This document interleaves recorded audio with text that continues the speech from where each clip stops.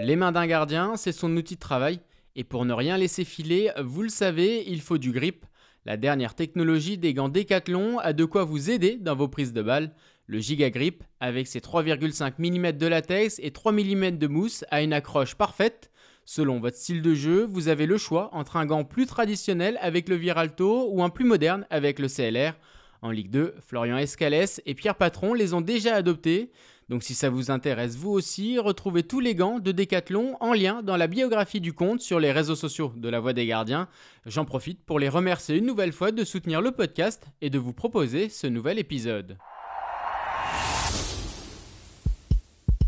Dans le vestiaire, Coco Ciodeux, il dit c'est le gamin qui jouera mercredi. Et j'avais une forme d'insouciance et une forme de maturité. Ça a été souvent ça en fait, en permanence. Je me prépare pour essayer de m'amuser entre guillemets avec le sérieux et le professionnalisme du haut niveau, mais pour répondre à ce qui se passe devant moi, en fait je joue, je suis un joueur. Salut à toutes et à tous, bienvenue dans La Voix des Gardiens, le podcast qui plonge dans leur univers. Vous en avez l'habitude, depuis 2 saisons, mes invités se livrent avec sincérité et bonne humeur sur leur carrière, avec des anecdotes, des confessions et même parfois des conseils. Pour cette saison 3, on va de nouveau se pencher sur le poste, la grande famille des gardiens de but, qu'importe le sport. Un poste à part, diront certains, pour les fous diront d'autres, mais avant tout indispensable dans une équipe. Et c'est justement pour ça que j'ai voulu interroger les spécialistes du poste. Et si vous découvrez cette série d'entretiens grâce à cet épisode, 2 saisons vous attendent. Pour les réécouter, on se retrouve sur les plateformes d'écoute et sur les réseaux sociaux. Bonne écoute!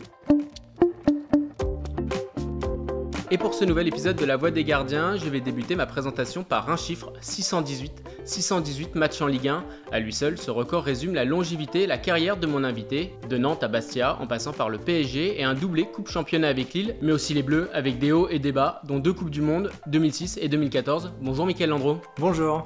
Une carrière exclusivement en Ligue 1 durant laquelle tu as remporté 2 titres de champion de France. Tu étais l'une des figures du championnat sur ces années 2000. On va revenir sur cette période et notamment les pénaltys qui ont en partie fait ta renommée. Tu nous reçois juste avant une émission du CFC sur Canal+, pour qui tu es consultant, en plus d'être conseiller sportif des arbitres français. On va également parler de tout ça, mais avant ça, première question, je la pose à tous les invités. C'est quoi un bon gardien aujourd'hui en 2025 ? Un bon gardien en 2025, c'est celui qui fait pas perdre de points déjà à son équipe, qui est régulier, qui a un bon jeu au pied, parce que le jeu au pied est devenu important, une bonne lecture du jeu, est décisif et fait moins de fautes que les autres en fait. Toi, comment t'es devenu gardien de but ? Je suis devenu gardien de but certainement dans un premier temps par mimétisme avec mon frère, qui était mon aîné de 12 ans. Et puis aussi parce que ça se passait bien. Même si j'adorais être sur le terrain en tant que joueur. Dès que je pouvais, j'allais être sur le terrain en tant que joueur. Mais je pense que oui, c'est vraiment par mimétisme mon frère. Alors par mimétisme, mais qu'est-ce qui t'a plu une fois que t'as mis les gants pour la première fois ? Finalement, je sais pas trop parce que quand je parlais avec beaucoup de passionnés, je ressentais pas la même chose. Je vais pas dire que je l'ai fait par défaut. Mais en fait, j'aimais le côté décisif, j'aimais le côté où on devait aussi être le leader de la défense. Je pouvais continuer, je pense, à progresser, à grandir, parce que je sentais que y a des choses qui se passaient et je prenais du plaisir à être dans les buts. Tu as débuté très jeune en Ligue 1, on va en parler, mais à quel moment tu as compris que ça pouvait être sérieux ? J'ai compris la première année où j'ai commencé en pro, pas avant. En fait, même quand je suis rentré en centre de formation, j'étais content parce que je progressais, mais je me disais je vais pouvoir être dans un bon club amateur et peut-être que j'arriverai à avoir un travail grâce à ça. Je ne m'étais pas dit que j'allais être un joueur de foot professionnel. T'aurais pas imaginé jouer 618 Impossible. matchs en Ligue 1 ? Impossible. Non, déjà être professionnel et jouer un match à Nantes, c'était inimaginable. Pour moi, on parlait d'autre chose là. 618 matchs en Ligue 1, ce chiffre, il représente quoi pour toi ? Il représente beaucoup de professionnalisme, d'engagement, de sacrifice, même si je prenais du plaisir à le faire, de la régularité dans les performances, des choix aussi de carrière, évidemment, de pouvoir être fidèle à la France. J'avais peut-être peur aussi que finalement d'aller à l'étranger et que c'était un certain confort pour moi parce que je maîtrisais tellement l'environnement que ça me permettait de pouvoir avoir confiance. Donc moi, c'est tout ça mélangé. T'as pas eu des envies d'ailleurs à un moment donné, que ça soit à Nantes, à partir de Nantes, après au PSG ou à Lille? Est-ce qu'il n'y a pas eu des moments où t'as eu des sollicitations ou des Si envies? j'ai eu des sollicitations, ça fait toujours plaisir. Mais j'ai jamais été dans la décision finale de me dire bon bah là il faut que je saute le pas. Je pense que je fermais la porte avant. Et après sur les 2 dernières années, en fait je suis vraiment allé chercher le record. Et c'était vraiment ma motivation. De pouvoir prendre du plaisir à jouer, oui, mais pas que. Parce que j'aurais pu faire d'autres aventures. J'aurais aimé, j'ai envie de dire, ma vie professionnelle en tant que joueur de foot, elle aurait pu être 2 fois différente. Quand je suis sollicité par le Barça en 2001 après le titre de champion avec Nantes, là ça aurait pu.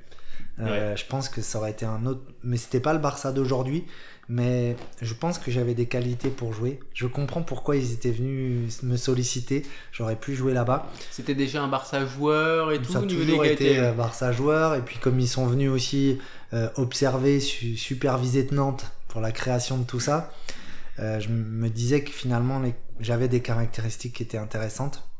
Et puis après, en fin de carrière, d'aller faire une expérience aux États-Unis, mais plus pour apprendre la langue et être bilingue que pour vraiment vivre. Je pense que j'avais fait le tour en tant que gardien. J'avais envie de vivre autre chose. Quand tu dis vouloir rester en France, c'est après Lille en décembre 2012. Là, tu cherches un club en France, Là, tu signes à Bastia. J'ai envie. Bon, après, il y a eu j'ai envie, oui, d'aller chercher le record. J'ai envie de jouer. Et j'ai envie d'être dans un univers, un environnement où je puisse prendre du plaisir. Il y avait une pression aussi, parce qu'à Bastia, il y a toujours de la pression.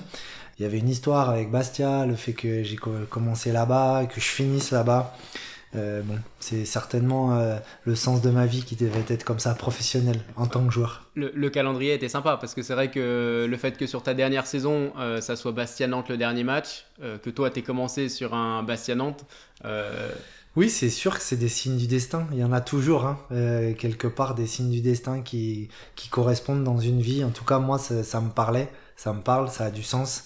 Et c'était le cas. C'est pour ça que quand j'ai vu le calendrier de cette dernière année-là, je me suis dit, bon, bah, c'est comme ça. Justement, on parlait de ce premier match, de ce Nantes-Bastia. Tu as 17 ans et 141 jours. Tu parlais de ta formation à Nantes. Comment se passe ce cursus de formation à Nantes avant d'être en pro très très jeune? Bon, déjà, je suis vraiment un pur produit du département.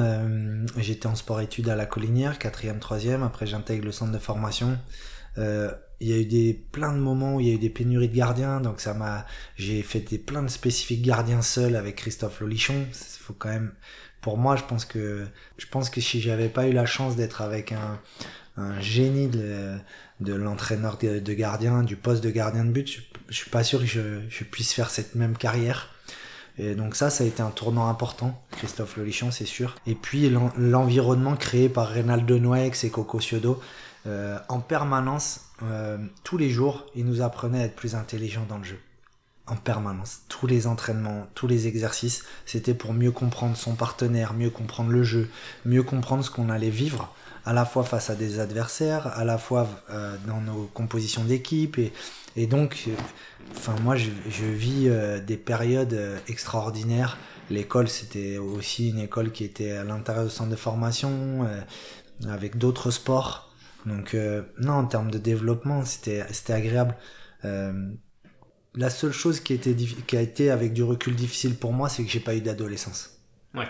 C'était l'internat, c'était ça? Ouais, on était en sport, on était vraiment, on dormait au centre de formation et en fait, j'ai pas su ce que c'était, se découvrir adolescent, faire des sorties. Il y a plein de choses qui finalement j'ai squeezé, mais parce que je suis rentré dans une dynamique aussi, commencé à 17 ans et en plus j'étais plutôt très école, foot et pas du tout... Très carré, ouais. Très... Ouais, puis comme mes parents étaient pas trop loin, le week-end je rentrais avec eux.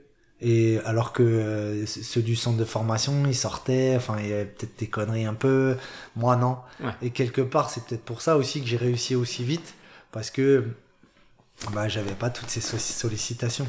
Tu parlais de l'héritage de Coco Suedo et de Reynald Denouex.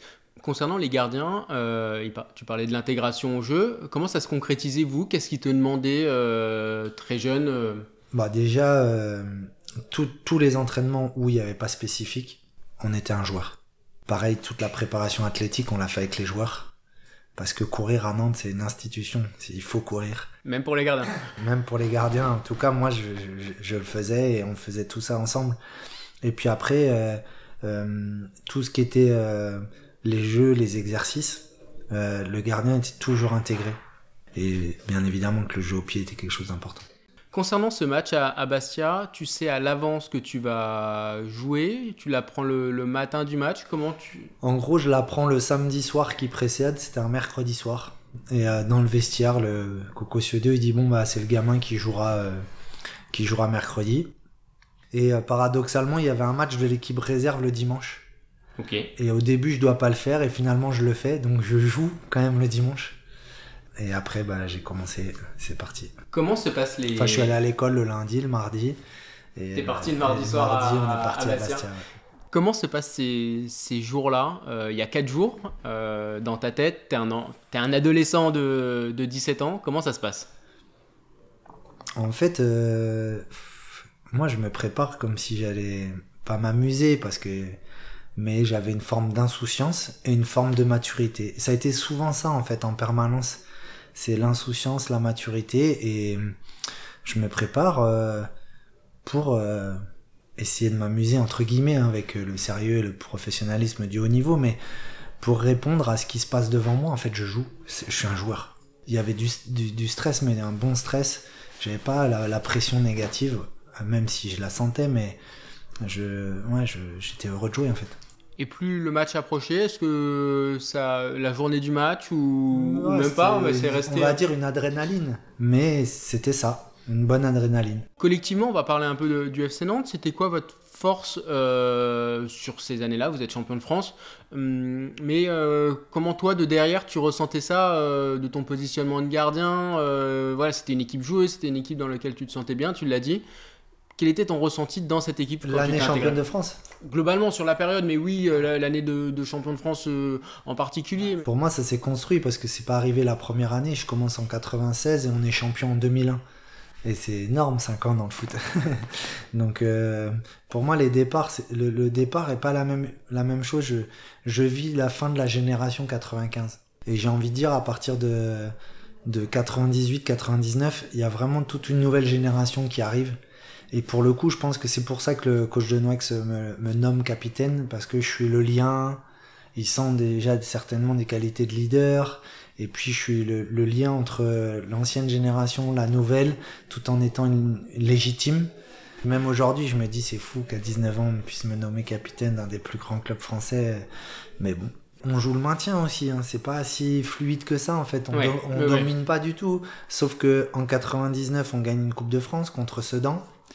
L'année d'après, on gagne une deuxième Coupe de France qui n'était jamais arrivé au club de gagner 2 fois de suite une Coupe de France en 2000 contre Calais. Et la semaine qui suit, on se sauve à la dernière journée contre le Havre avec un but de Marama Vairua au Havre. Et derrière, on fait pas un bon début de championnat. Et par contre, il y a le recrutement de Viorel Moldovan, de Nestor Fabri, des joueurs très expérimentés qui nous amènent vraiment autre chose. Et puis là, petit à petit, ça monte. Et pour moi, on domine pas. Par contre, on court beaucoup. Le coach de Denouex, c'est un tacticien et exceptionnel. On prépare super bien les matchs. On a un effectif, on s'entend, c'est extraordinaire. Enfin, de gagner deux Coupes de France avec son club formateur et être champion de France l'année qui suit avec 80% des gens issus du centre de formation, c'est incroyable. Après le FC Nantes, tu signes au PSG. On va parler de cette période-là. On reviendra tout à l'heure sur les pénaltys plus longuement et sur ce pénalty notamment à Bastia.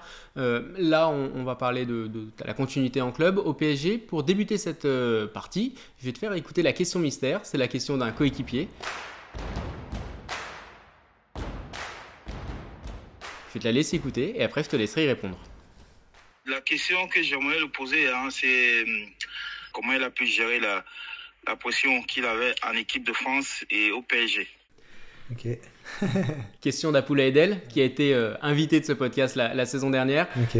Et donc voilà, il a cette question-là. Au PSG, il y avait cette pression. Au moment-là, tu jouais aussi en équipe de France.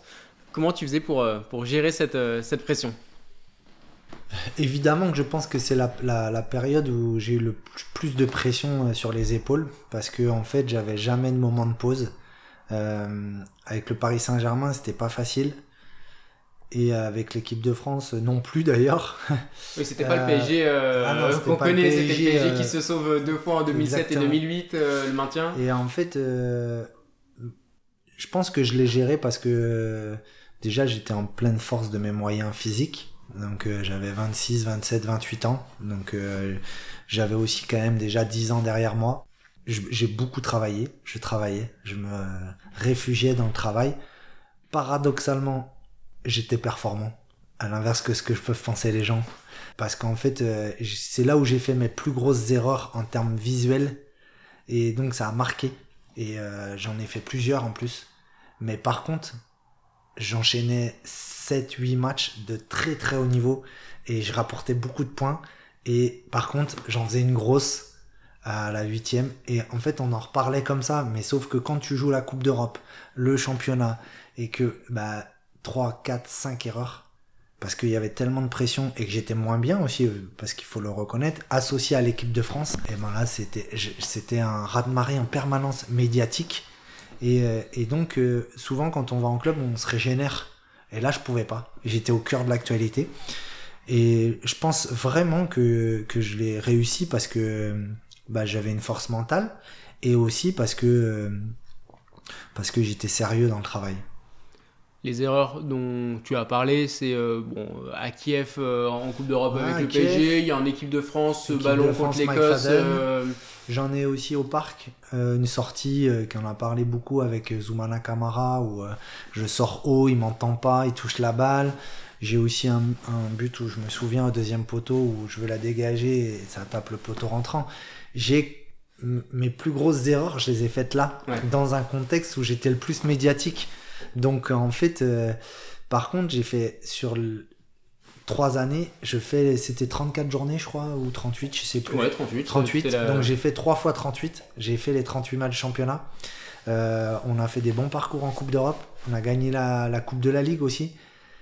Donc en fait, malgré tout, j'avais une régularité. Mais alors là, c'est l'homme presque au-delà du sportif. Comment tu le vis, toi, que tu sais que tu es performant, les stats montrent que tu es performant par rapport au nombre d'arrêts. Par contre, on te résume ça. C'est pas le nombre d'arrêts pour moi qui compte. C'est parce qu'en fait, en soi, tu peux avoir des matchs où tu fais 10 arrêts, mais tu perds ou tu fais une erreur. Parce que le coach, il m'aurait changé sinon. Les coachs, ils font pas pour le plaisir. C'est que sur la durée, j'étais quand même... le nombre de fois où j'ai été élu meilleur joueur de l'équipe, c'était énorme sur cette période-là. Mais médiatiquement, c'était compliqué. Après, en tant qu'homme, c'était dur parce que en fait, le regard des gens dans tous les jours, tu sentais des choses. Il fallait être vraiment solide et prendre de la hauteur. Mais voilà, ça faisait partie de ce que j'avais à gérer, à vivre.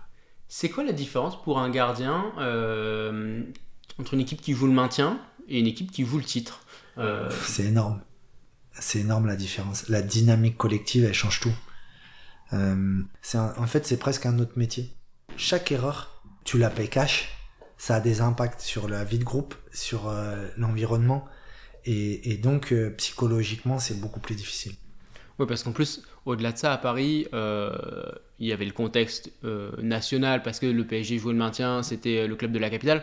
Et puis, il y avait cette pression aussi des supporters.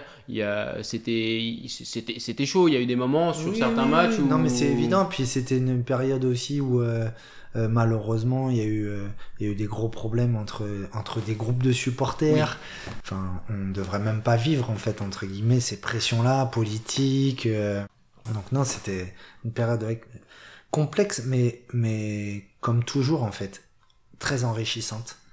J'ai développé des choses que je soupçonnais pas, Même moi, je me suis prouvé aussi des choses. Comme Le fait de pouvoir se remettre en question, de pouvoir être quand même performant sous ces hautes pressions. J'ai découvert des choses aussi dans Paris, capitale. Donc les médias sont autour de Paris, sont à Paris. Le fonctionnement politique de notre pays, je l'ai compris en vivant le PSG. Vu les gens qui venaient dans les tribunes, comment ça se passait. L'ensemble des médias, la vue des médias quand t'es à Paris, elle est pas la même que quand t'es en province. Enfin, il y a beaucoup de choses qui sont différentes. En 2009, tu pars à Lille. Est-ce que personnellement, c'est ta plus belle période? Je sais pas si je peux dire ma plus belle période, mais par contre, c'est vrai que déjà, je commence par les croisés. Je me fais opérer du genou, donc c'est ton corps qui parle là. Donc ça voulait dire que finalement, ce que j'étais en train de vivre, soit professionnellement, personnellement et tout ça, faisait que c'était important que je parte et que je vive autre chose, évidemment. Tu penses que le fait de jouer à Paris, ça t'avait éprouvé mentalement, physiquement? En tout cas, il fallait que je fasse des choix. Parce que et je pense pas que ce soit que professionnel d'ailleurs, c'est aussi personnellement, il y a beaucoup de choses. C'est là où parfois on sous-estime l'équilibre familial, ta construction personnelle, ton environnement. Il y a beaucoup de choses qui jouent autour d'un joueur dans sa manière de performer et d'être là où il est, au niveau où il est, et surtout sur la durée. Quand tu te fais une blessure comme les croisés, évidemment que c'est pas juste un coup de malchance. Enfin, moi, je crois pas à ça. je crois vraiment à d'autres choses qui jouent. Donc, déjà, je me suis remis de ça. Et puis après, évidemment que on a vécu notamment cette année 2010-2011 qui était extraordinaire. On avait un super football, on prenait un plaisir fou à jouer ensemble. En fait, c'est un choix d'aller à Lille. Quand je voyais l'équipe qu'ils avaient, les joueurs qu'ils avaient, je trouvais que je pouvais vraiment apporter à cette équipe et j'avais envie de les rejoindre. Donc c'est vrai que c'était une vraie belle période. Et puis quand on a la chance de vivre ce doublé Coupe de France, champion de France, ça faisait plus de 55 ans, je crois, que le club n'avait pas gagné un trophée. Ça a été des scènes magiques d'émotion. Ouais. J'ai pu en parler un peu de cette période avec des joueurs de l'époque, Adil Rami ou Ludovic Oragnac. Très vite, ils me disaient que l'ambiance dans le groupe, elle était incroyable et c'est ce qui a grandement contribué à votre succès. Tu en as parlé pour Nantes avant, là pour Lille. Alors là où je parle aussi à l'entraîneur qui a été à Lorient après, mais en quoi cette ambiance-là, elle est essentielle. On entend souvent le groupe vit bien. C'est vrai que quand je suis arrivé à Lille, c'était pas le cas et ça s'est construit au fur et à mesure. Je pense que les gens, comme partout, il faut passer du temps ensemble, mais pas que sur le terrain ou pas qu'à l'entraînement. Et c'est ce qu'on a réussi à mettre en place à Lille, à travers des restos, à travers des moments de vie et de partage en dehors. Et ça aide. Et au fur et à mesure, c'est vrai que on s'est apprécié. Pas tout le monde, il y a toujours dans un groupe des animosités, mais ça se fait partie de la vie. Mais la majeure partie s'entendait bien, était content de se retrouver, de passer du temps ensemble. Et quand on fait ça, après sur le terrain, évidemment, ça se ressent. Et concernant cette saison-là, on va parler de celle du titre, notamment pour toi. Comment tu la caractérises, la tienne? Moi, j'ai le souvenir que j'ai des arrêts en tête de cette période-là où tu avais été impressionnant, puis on sentait le gardien en confiance. Alors, peut-être que je me trompe, là, c'est la vie extérieure, mais comment toi, tu as vécu cette saison-là? Moi, je l'ai vécu super bien, évidemment. De toute façon, il n'y a pas de hasard. On participe toujours, quand tu es dans une dynamique comme ça, le gardien, il participe toujours avec des moments clés, décisifs, des arrêts, tournants, pour faire basculer du bon côté. Et puis là, pour le coup, en plus, on avait une équipe où je jouais beaucoup au pied avec, et ils avaient pas peur, et on jouait, et on s'est vraiment régalé. C'était un régal, avec cette pression du haut niveau. Moi, en fait, c'est 618 matchs, mais il y a aucun de tranquille. Jusqu'à la dernière minute, gardien, t'as une pression. Il y a toujours quelque chose de décisif à faire. Tu peux toujours, si t'es pas concentré, faire une erreur et là tout le monde te regarde. Donc jusqu'au dernier jour, j'avais cette pression-là. C'est la principale difficulté du poste? Psychologiquement, c'est en permanence. Quand tu reprends les gants ou quand tu les mets, ou quand il y a du monde, quand il y a tout ça, tu te dis, t'as pas envie, tu sais que ça peut arriver en fait. Tu parlais du jeu au pied à Lille. Là, c'est ta formation nantaise qui est ressortie. Question, mais tu prenais plus de plaisir à l'entraînement quand tu étais un peu joueur ou alors quand même le côté gardien Non, en fait, je prenais plus de plaisir à jouer sur le joueur parce qu'en fait, j'avais pas la pression du poste. Maintenant, dans les séances d'entraînement, surtout quand c'est rapproché, tu prends du plaisir en permanence. Enfin, moi, j'adorais jouer, j'adorais m'entraîner. Jusqu'au dernier jour. Ouais. On va parler spécifiquement des pénaltys. On va revenir sur ce premier pénalty-là. C'est à Bastia avec le FC Nantes. C'est un pénalty que tu provoques en plus. Comment se passe cette situation-là entre le moment où tu le provoques et le moment où tu l'arrêtes? Il y a 2-3 minutes. Est-ce que tu t'en souviens vraiment dans le détail ou c'est un souvenir lointain En fait, c'est cette capacité de vite switcher, de vite... oui, je fais faute. Et après je rebascule en voulant l'arrêter, en me disant me préparer pour pouvoir être concentré et pour pouvoir être dans les meilleures conditions pour faire l'arrêt. Et cet arrêt-là, avec le recul, est-ce que tu penses que c'est surtout lui qui a fait ta renommée sur le penalty, le fait que ça soit ton premier match à 17 ans, ou alors il y en a eu d'autres après En fait, ça se construit. Après, si tu dois être au très haut niveau, tu y arriveras. Évidemment que ça a joué médiatiquement, ça a joué dans ce qu'on a pu parler de moi, dans ce qu'on a pu dire. Et puis, ça s'accumule. Donc 1, 2, 3, 4, 5, etc. Après, c'est pas celui qu'on me parle le plus, mais on m'en parle quand même. Parce que ça a commencé comme ça, mais voilà. En jeune, tu aimais déjà les pénaltys ou tu t'es mis à les aimer Non, j'ai déjà des souvenirs en poussin, dans les tournois de Sixte et tout ça, chez les jeunes, où souvent à la fin, y a tout le monde qui s'amasse autour et qui fait un arc de cercle autour des pénaltys. Et je me souviens d'avoir vécu des bons souvenirs sur ça. Donc, je pense que le fait d'avoir vécu ça aussi plus jeune, tu t'en souviens et c'est des émotions qui sont positives et ça a certainement joué. Ouais. Qu'est-ce qui te plaisait ? Ce qui me plaisait, c'était des décisifs, c'était un rapport de force avec le frappeur, c'est essayer de deviner ce qu'il allait faire, pourquoi, où, d'anticiper, de comprendre dans sa course, d'avoir de l'intuition. Ouais.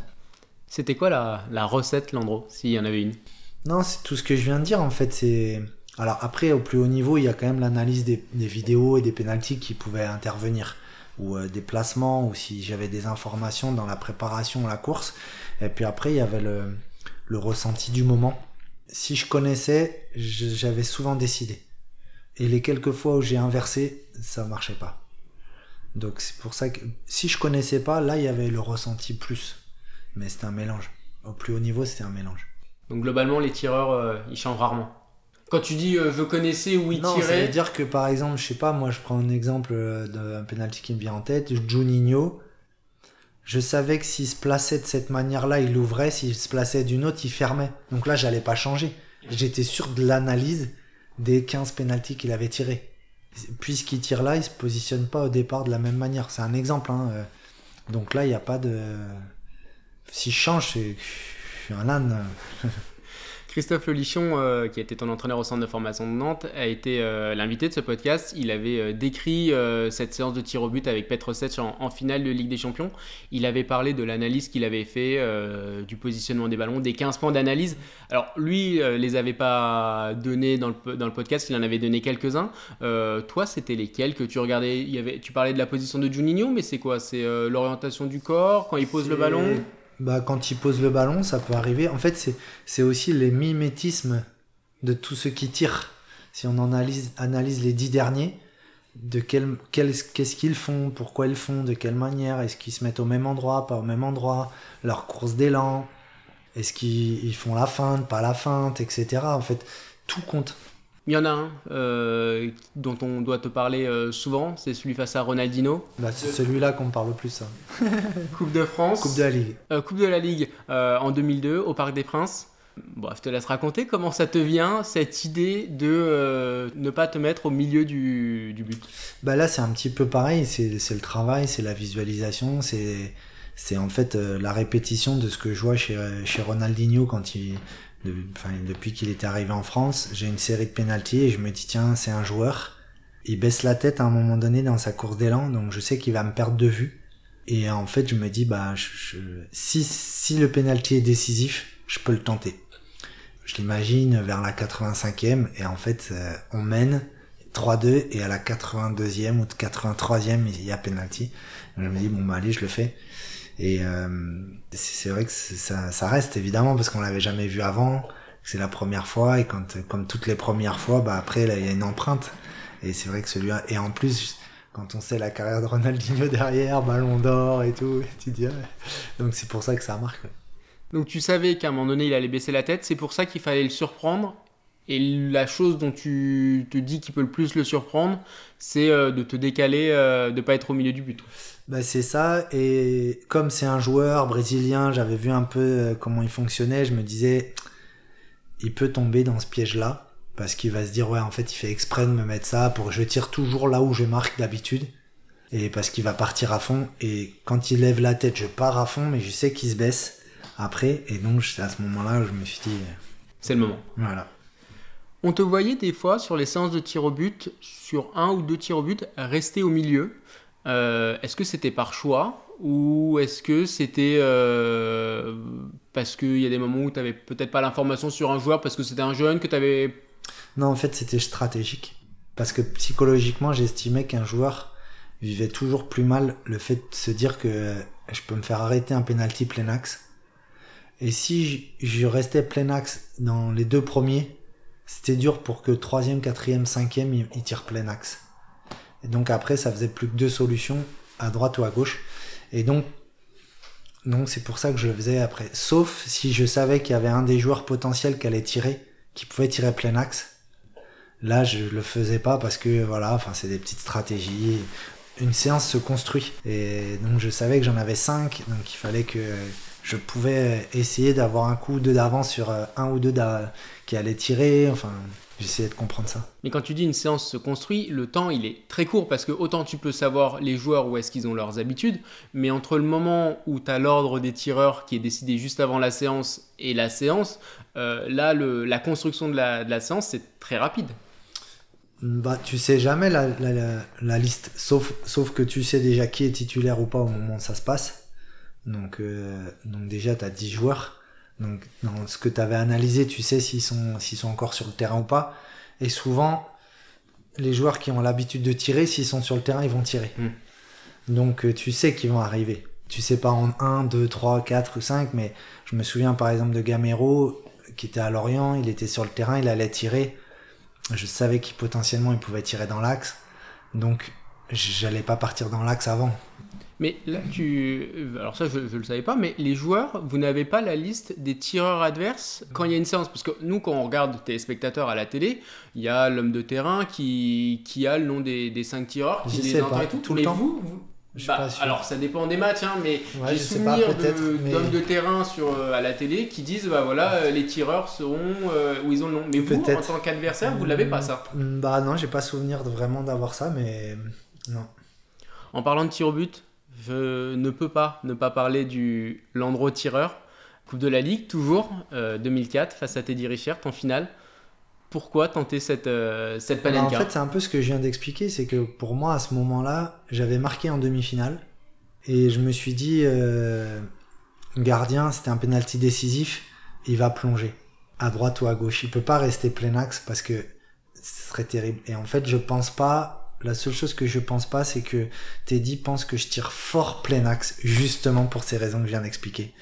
Et moi, en fait, je le fais parce que techniquement, pour moi, c'est plus facile de tirer une Panenka que de tirer fort plein axe. Parce qu'elle peut partir. Exactement, elle peut partir en l'air, ou tu peux la cutter, et elle reste au sol, et en soi, techniquement, ma Panenka, elle est réussie.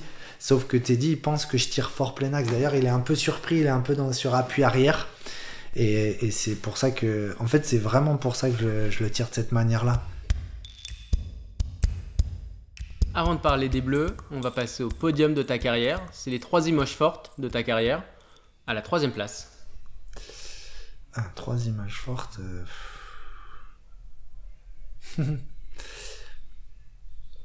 Je vais dire la Coupe de France, la première, 99 avec Nantes. À la 2e place. Le doublé avec Lille. Et à la 1re place. Le titre de champion avec Nantes. Concernant les Bleus, 11 sélections en bleu. Comment tu définis ton histoire avec l'équipe de France ? Mon histoire avec l'équipe de France, elle est riche, je trouve. Elle correspond assez bien à mon niveau et à la carrière que je fais, je trouve.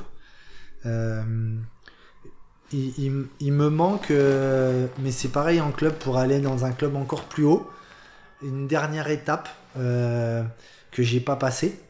Mais à certains moments, j'ai pas réussi techniquement. J'ai fait une ou deux erreurs sous très haute pression et dans un contexte qui fait que j'ai pas basculé. Mais en fait, j'ai le sentiment d'avoir vécu des choses magnifiques avec l'équipe de France. Déjà toutes les sélections de jeunes. Il me manque un trophée. J'ai gagné 2 Coupes des Confédérations, mais pour moi, c'est pas. On perd en finale au penalty en championnat d'Europe Espoir. Finale Coupe du Monde 2006. Donc c'est le petit manque et tout ça. Après, j'ai beaucoup été 3e gardien. J'ai peut-être même celui qui a fait le plus de matchs en tant que remplaçant. Numéro 3. Numéro 3. Et je trouve que par rapport au gardien que j'avais devant moi, il y a une cohérence, et je trouve que par rapport à l'équilibre que je pouvais apporter dans un groupe, et c'est cohérent. D'ailleurs, je pense que j'aurais pu être plus pris, notamment 2008, 2010, 2012. Je pense que j'aurais pu apporter plus à l'équipe de France aussi dans ce rôle-là.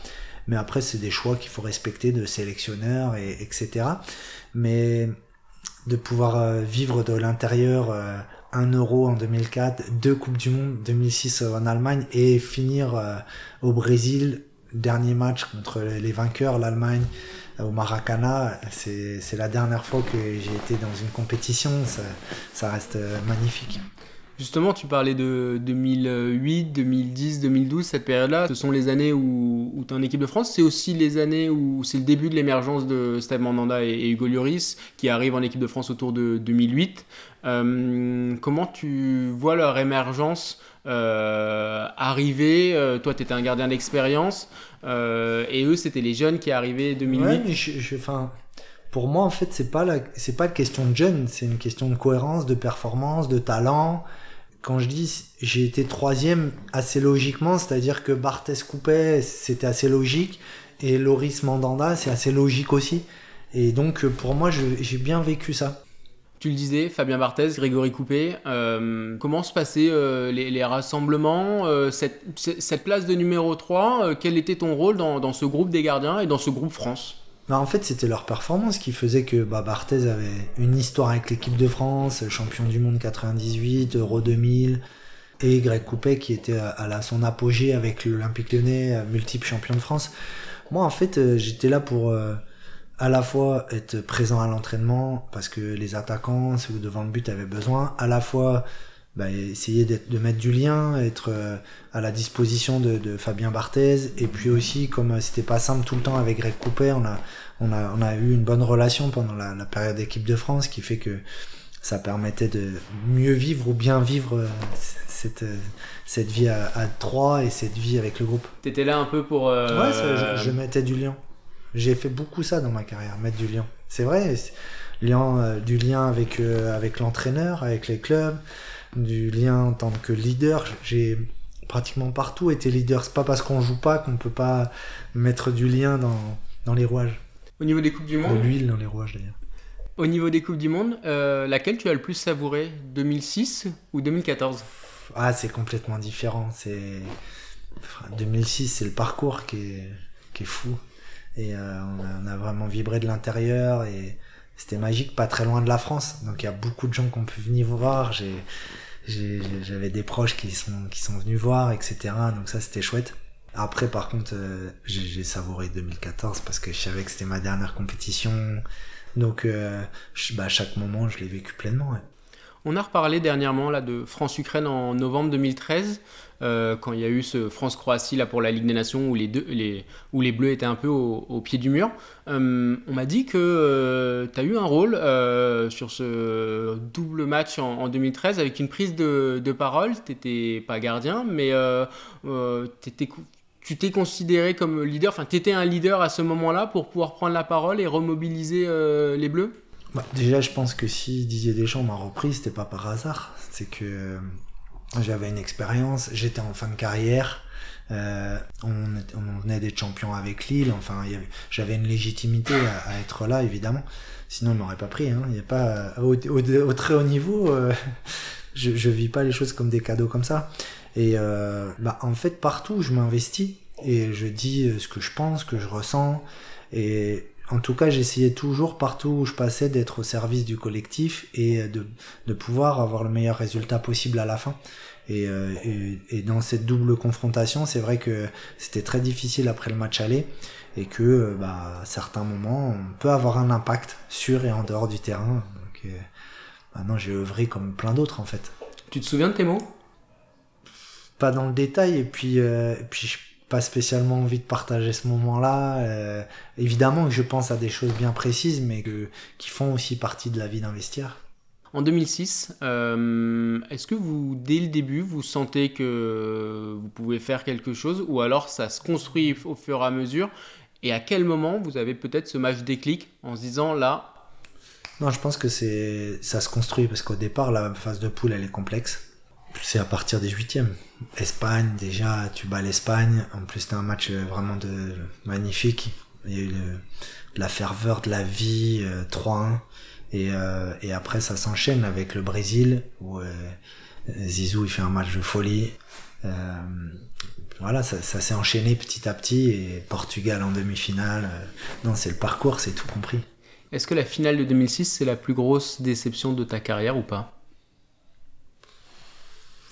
Enfin, je vis pas en me disant c'est la plus grosse déception. J'aurais aimé qu'il y ait ça, parce que voilà, une finale, t'as envie d'aller au bout, et puis quand t'es vainqueur, tu vis des choses extraordinaires. Donc on en revient au penalty. Est-ce qu'en finale, t'as espéré entrer, ou est-ce que c'était dans les tuyaux, ou alors c'est une rumeur qui a pris place au moment-là et... J'ai pas espéré entrer parce que je savais qu'à ce moment-là, c'était plus possible avec les changements qui avaient été effectués. C'est pas qu'une rumeur, parce que Raymond Domenech m'en avait parlé, enfin était venu sur le banc et me dire attention, prépare-toi, s'il y a une séance, je peux le faire. Et d'un autre côté, il y avait un côté de moi qui disait c'est pas possible parce que c'est Fabien Barthez dans les buts, et en plus en 98 face à l'Italie, il avait arrêté les pénaltys, donc voilà, c'était ce mélange-là. Est-ce qu'en tant qu'entraîneur, c'est quelque chose que tu pourrais faire? Oui, je pourrais, dans un contexte très précis où il y a une légitimité, où le gardien titulaire le vit bien, et oui, ça pourrait, mais oui, ça pourrait. Juste l'Euro 2008, un Euro que tu fais pas. Comment tu vis cette période-là? Tu fais partie du fameux hélicoptère, entre guillemets. Comment tu vis cette période-là? Tu sors d'une saison difficile avec le PSG, tu es en équipe de France. En fait, c'est pas un bon moment du tout. C'est plutôt humainement que je suis... c'est compliqué parce que j'estimais avoir plutôt une bonne relation avec Raymond Domenech, et j'aurais préféré vivre les choses différemment. Maintenant, comme dans la vie, en fait, il y a des choses qu'on ne devrait pas vivre, ou qu'on devrait vivre différemment, et il faut relever le challenge, il faut relever les défis et qui se présentent à soi, et c'est ce que j'ai fait. Mais c'est vrai que c'était pas du tout un moment agréable à vivre. Tu sais ce qui a coincé sur cette sélection-là, parce que le poste de numéro... En fait, c'est pas la question de coincer, on peut faire ses choix. Enfin, j'espère qu'un entraîneur, il a toujours des bonnes raisons de choisir. Maintenant, moi, c'est la manière qui m'a vraiment dérangé, et j'aurais aimé que ce soit différent. Aujourd'hui, tu es consultant sportif pour les arbitres français. Rapidement, en quoi consiste ton rôle au quotidien avec les arbitres? Bah, je fais partie de la direction de l'arbitrage. À la fois, je fais tous les stages, à peu près une fois par mois. Et puis, je fais toutes les cellules de débrief, où s'il y a des 14, 15 cas qui sont à discuter. Et puis, des échanges avec les clubs, des visios, travailler sur la pédagogie. Moi, j'essaie d'amener mon expérience de joueur, mon expérience d'entraîneur, mon expérience du haut niveau, de ma sensibilité du jeu et aussi de l'environnement. J'aime bien raconter cette image-là, c'est que il y a des entraîneurs, quand ils vivent, par exemple, malheureusement, ils sont limogés, ils viennent faire 3 mois à la télé et ils reviennent entraîneurs et ils voient plus du tout le métier de média de la même manière, le métier de journaliste de la même manière. Et en fait, là, c'est pareil. Je peux plus voir du tout l'arbitre de la même manière. Et il y a plein de situations de jeu où je vivrais différemment. Et donc, pour moi, c'est hyper enrichissant et je pense que c'est dans la réciprocité. Justement, réciproquement, est-ce que tu penses que c'est la même chose? Est-ce que les arbitres... Ça, il faut leur demander. Non, mais est-ce que les arbitres manquent un peu de ce côté sportif-là? Et au même titre que les entraîneurs et les acteurs du jeu manquent aussi de connaissances sur les arbitres? En vivant avec eux, je crois plus que c'est l'inverse. Déjà, ce qui serait intéressant pour se rendre compte, c'est est-ce qu'il y a beaucoup de joueurs ou d'entraîneurs qui vont arbitrer les équipes de jeunes? Et de voir la complexité et de voir tous les enjeux qu'il y a entre les lois du jeu. Mais finalement, il y en a très peu qui connaissent les lois du jeu. Moi aussi, j'ai appris des choses sur les lois du jeu. Entre les prises de décision, sur les pénaltys, sur les coups francs, sur des choses importantes, carton rouge, tout ça. Et finalement, je pense qu'il y a une méconnaissance de cet univers. Est-ce que tu aurais aimé être arbitre en reconversion, comme Gaël Angoula l'a fait, par exemple? Oui, ça aurait pu. C'est pas ce que j'avais décidé ou envie, mais ça aurait pu. On va parler maintenant de ta carrière d'entraîneur. Peu d'entraîneurs sont des anciens gardiens. Il y a eu Philippe Montagnier, Jean-Louis Garcia, Elie Bob, toi. Est-ce qu'il y a une explication à ça? Est-ce que c'est le fait d'être éloigné du jeu qui peut moins inciter à le devenir? J'ai pas spécialement le même avis. C'est normal, puisqu'il y a qu'un poste sur 11 qui sont entraîneurs, qui sont gardiens. Donc, déjà, ça veut dire qu'il y a moins de possibilités, alors que joueur de champ, dans un effectif où on est entre 24 et 30, il n'y a que 3 gardiens. Souvent, ça peut être des milieux de terrain ou des gens qui sont au cœur du jeu. Donc, oui, il y en a moins, mais il y a moins de gardiens aussi, etc. Après, c'est des fibres, c'est des ressentis qui peuvent être différents. Et puis, à l'entraîneur des gardiens, dans la facilité, tu deviens entraîneur de gardien ou pas. Enfin, facilité, avec la complexité de ce qu'est un entraîneur de gardien, attention. Et le fait d'avoir eu du recul sur le jeu pendant ta carrière, est-ce que ça t'a servi quand tu as été entraîneur, que tu as passé les diplômes?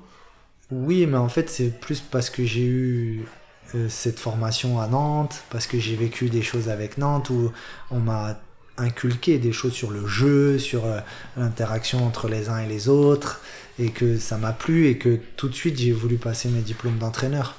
Merci beaucoup, Mickaël, d'avoir retracé toute ta carrière. On va finir sur le face-à-face rapidement. Une question, une réponse. Ton plus bel arrêt? Un double arrêt, c'est sur Nice-Lille, où je crois que c'est sur un coup franc au départ, je suis prêt à contre-pied et j'enchaîne 2 ou 3 arrêts. Ce qui te fascine chez les gardiens? J'adore lecture du jeu au pied. Ce qui t'énerve le plus chez un gardien? Qu'il soit passif. Le titre de champion avec Nantes ou avec Lille? Avec Nantes. La charnière la plus forte devant toi?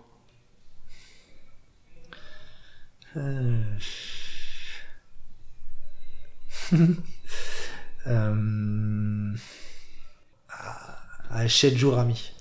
Le meilleur tireur de penalty face à toi? Eden Hazard. L'attaquant le plus coriace? Paoletta. Ton modèle? C'est dur modèle. Après, je vais dire par affection mon frère. 11 sélections en équipe de France. T'aurais voulu en avoir plus ou c'est déjà ça? Moi, c'est déjà ça. L'exercice que tu détestais? J'en ai pas qui me viennent à l'esprit. Ton geste préféré? Le jeu au pied. Entraîner à nouveau, ça te démange? Ça me démange pas. L'entraîneur qui comprenait le plus le poste de gardien? Il fallait qu'il demande à l'entraîneur de gardien ou qu'il vienne me demander. Et le conseil que tu donnerais au Michael Landreau né à Machecoul? De s'éclater et de vivre pleinement tout ce qu'il a vécu et mettre plus d'énergie sur la compréhension de ce qu'il est encore. Merci beaucoup, Avec Michael. plaisir. On n'a pas retracé les 618 matchs, mais on l'a bien retracé ta carrière de Nantes à l'équipe de France. Merci beaucoup. Merci.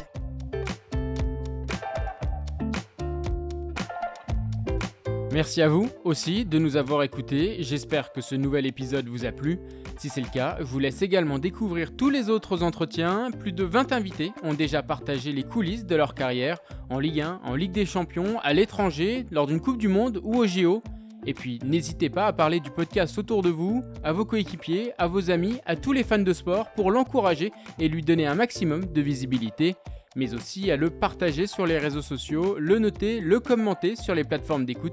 C'est important pour que la voix des gardiens résonne encore plus et qu'un maximum de passionnés plongent avec nous dans l'aventure.